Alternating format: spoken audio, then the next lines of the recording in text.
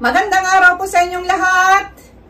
Andito na naman ako sa harap ninyo para magbigay na naman ng isang impormasyon na baka hindi nyo pa nalalaman. Pero bago ko simulan, humiling lang po ako ng kaunting pabor na i-subscribe ang maliit na channel ni Ate Stella ninyo. Guys, wag na tayong paligoy-ligoy pa, simulan na natin ang ating topic ngayon. Ang topic natin ngayon ay nanggaling sa ating isang subscriber. Narito po ang kanyang katanungan. Magandang araw po, madam. Itanong ko lang po kung bakit nitong mga nakaraang buwan, nahihirapan na po akong panatilihin ang tigas ng aking piston. Sana po masagot nyo ang aking katanungan. Marami pong salamat in advance. So yan po ang kanyang katanungan, guys. Hindi daw niya napapanatili ang tigas ng kanyang piston itong mga nakaraang buwan. So bago ko simulan o tatalakay ng aking kasagutan, disclaimer lang po, ang impormasyong ibinibigay sa video na ito ay para sa mga layuning pang-edukasyon lamang at hindi nilayon bilang kapalit ng profesional na payong medikal. Maraming salamat po. So narito ang ilan sa mga karaniwang dahilan ayon sa aking pagsaliksik. No?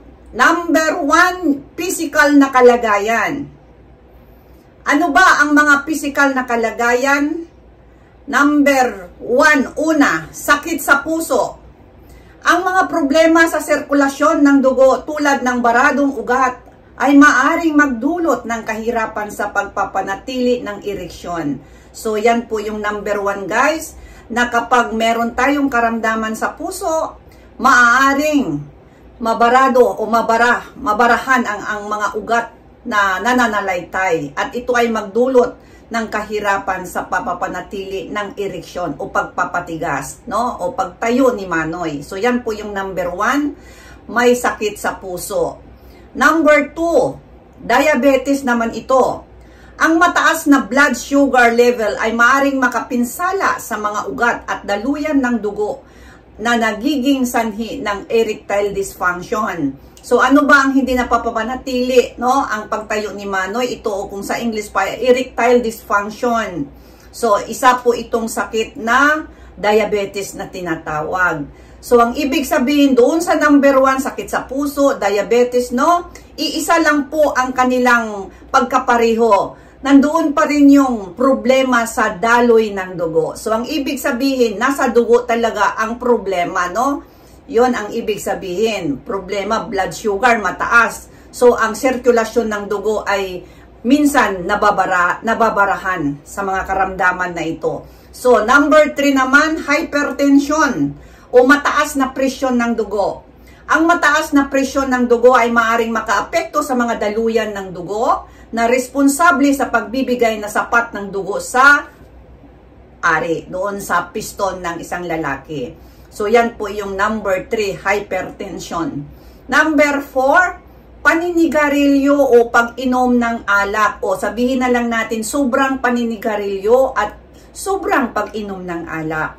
Ang sobrang paggamit ng tabako at alcohol ay maaaring makasira sa mga ugat at magdulot ng erectile dysfunction. So isa rin pala ito na ang paninigarilyo at pag-inom ng sobrang alak ay may tendency po na magdulot ng erectile dysfunction ayon sa aking nasaliksik. So nasaliksik dito sa aking medical encyclopedia, no? So yan po yung number 4, paninigarilyo at pag-inom ng alak ng sobra. Number 5, mga gamot. May mga ilang gamot na maaaring maging sanhi ng hindi pagtayo ni Manoy bilang side effect naman ito. So, kung halimbawa kayo ay umiinom ng iba't ibang mga gamot, kapag naramdaman nyo na nangyayari ito po sa inyo, mas minabuti po na ipaalam ninyo sa inyong doktor at mabigyan po kayo ng ibang gamot ba o klaseng gamot o ano ba ang magiging payo ng inyong doktor kapag nangyayari ito, kapag kayo po ay merong mga iniinom na gamot lamang. So, yan po yung number 5, mga gamot. Number 6, hormonal na problema. Mababa ang antas ng testosterone o iba pang mga hormonal imbalances ay maaring makaapekto sa sexual na pagnanasa at kakayahang magpatigas kay Manoy. So yan din yung number 6, hormonal problem na tinatawag.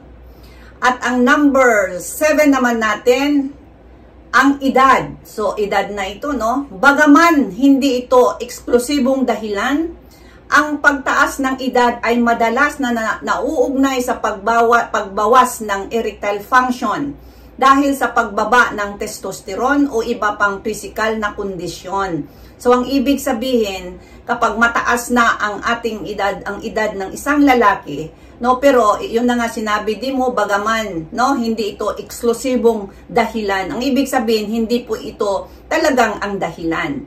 So, kung halimbawang medyo mataas na ang edad ng isang lalaki, ito rin ay may tendency rin na humihina na po, no? Humihina dahil pagbaba ng testosterone o iba pang mga physical na kondisyon. At ang number 8 naman, ang stress. Ang mataas na antas ng stress mula sa trabaho, pamilya o mga personal na problema ay makaapekto sa kakayahan ng isang lalaki na magpatigas. So, isa rin po ang stress. So, hindi rin natin masasabi na walang tayong stress. Kahit babae, meron pong stress. Kaya, isa ito sa tawag dito, sa isang kadahilanan na hindi tayo o mahina ang pagtayo o hindi napapapanatili ang kanyang tigas sa habang nakikipaglabanan, no? So, meron pong malaking epekto ang stress sa katawan. At ang panglas naman natin, depression. Ang depression ay maaaring makabawas sa sexual na pagnanasa at kakayahang makamit ang ereksyon. So, ang ibig sabihin, kapag meron tayong depression, pag may depression ang isang lalaki, ay maaring makabawas ito sa pagnanasa, sa sexual na pagnanasa, at kakayahang makamit ang tamang pagtayo ni Junjun na tinatawag. So, yan po ang mga problema o nagiging dahilan.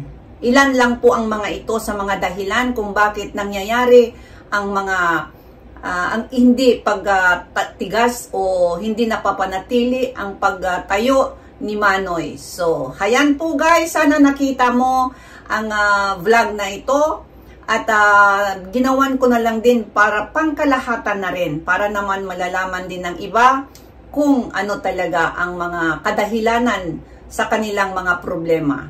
So, yan guys, maraming salamat sa inyong lahat at sa walang sawang panonood sa maliit na channel ni Ate Estela ninyo. At huwag po kayong magsawang manood para naman meron din kayong mapagkunan ng kaunting idea man lang na hindi nyo pa nalalaman na tawag dito, na mga kasagutan sa inyong mga tanong o sa mga problema na ating pinagdadaanan sa ngayon, no? So, salamat sa inyong lahat. Hanggang sa susunod. Bye-bye!